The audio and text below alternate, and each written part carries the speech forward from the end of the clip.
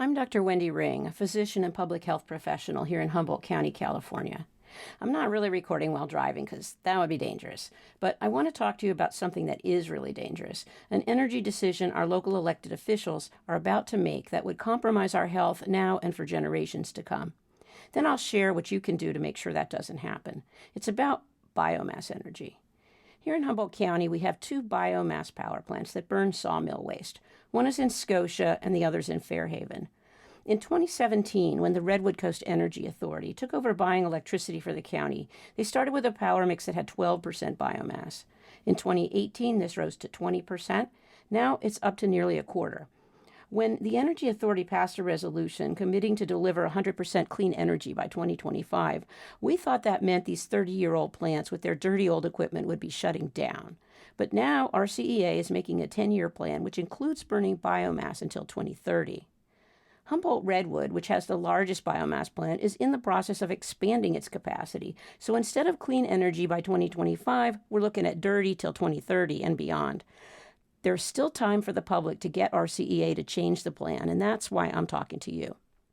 You might be wondering why a doctor would care about this. It's because biomass energy is double dirty, dirtier than coal, and affecting the health not only of people who are here today, but also future generations. Doctors are already seeing these impacts in every area of medical practice, from babies in the womb to our elders. And that's why medical societies representing over half of U.S. physicians are actively trying to change policies that drive climate pollution. So let's talk about biomass and climate. The main thing is to make sure we're asking the right question. Labels like renewable and carbon neutral don't tell us what we really need to know. Burning wood puts carbon in the atmosphere much faster than new trees can grow to remove it. And that's a big problem because we're running out of time. According to the Intergovernmental Panel on Climate Change, a group of the world's best climate scientists, we only have 10 years left to avoid severe climate disruption. As if increasing emissions during that time period isn't enough, it gets worse.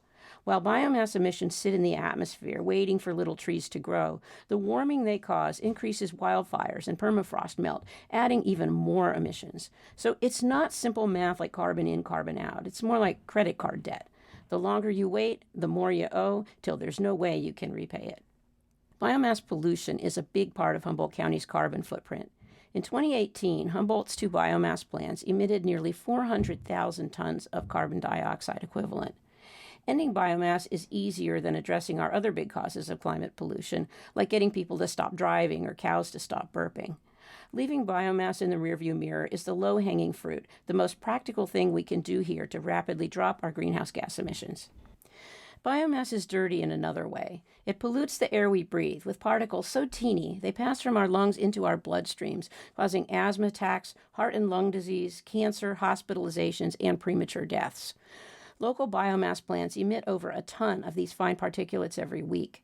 This is why national organizations, including the American Academy of Pediatrics, the American Lung Association, the National Association of City and County Health Officers, the American Public Health Association, the Trust for America's Health, the Asthma and Allergy Foundation, and the Children's Environmental Health Network all oppose biomass. Now I'd like to bust a few myths. Our CEA says that biomass particulates hardly cause any harm, since much more particulates come from things like road dust and wildfires. Well, road dust is mineral and doesn't cause as much harm as particles from burning organic material, and most of it happens far from where people live. Wildfire smoke is occasional, while biomass pollution is every day. They also say everything's fine because our air quality meets federal standards. Since a picture can be worth 1,000 words, here's a map from a study of Medicare patients looking at the effect of very low levels of fine particulates on hospital admissions. See the little green dot up there in Northern California? The green dots mark study locations like ours where the air is cleaner than air quality standards. The study found that in green dot areas, increasing fine particulates by even a small amount can double or triple the rate of hospital admissions, much more than in places where the air is dirtier. Research findings are similar with premature deaths. So even officially clean air can kill you. The second myth is probably true in some places, but not here. Our power plants burn mill waste, not slash or thinned trees, because it's too expensive to haul them in from the forest. There are alternatives to burning mill waste. They're just not as lucrative as the high prices we pay for biomass energy. Mill waste can be composted with high nitrogen waste like food, manure, and biosolids to make marketable compost. Life cycle analyses by California's Air Resource Board show that composting is carbon negative because compost increases soil carbon, decreases erosion, and saves water and the use of synthetic fertilizer. Ranchers and researchers at the Marin Carbon Project project that applying compost to rangelands could add close to 1 billion tons of carbon to the soil. Other well-established uses for mill waste include compressed wood pallets, composite decking and windows made from sawdust and recycled plastic, and mulch for landscaping and erosion control. Other uses in development include jet biofuel and bioplastic. I've heard people say that we need biomass because wind and solar are intermittent, and we can't import enough power during times of peak energy demand. These are problems communities all over the country are tackling, and most of them don't have biomass plants. They're using clean, money-saving methods like improving efficiency, shifting times of energy use, smart grids, battery storage, and pairing daytime solar with nighttime wind. Prices are dropping, technology is improving, and these will become commonplace over the next decade. If we lock ourselves into expensive long-term biomass contracts, we won't have the money to invest in these clean solutions. It's also important to realize that with electricity, you don't get what you pay for.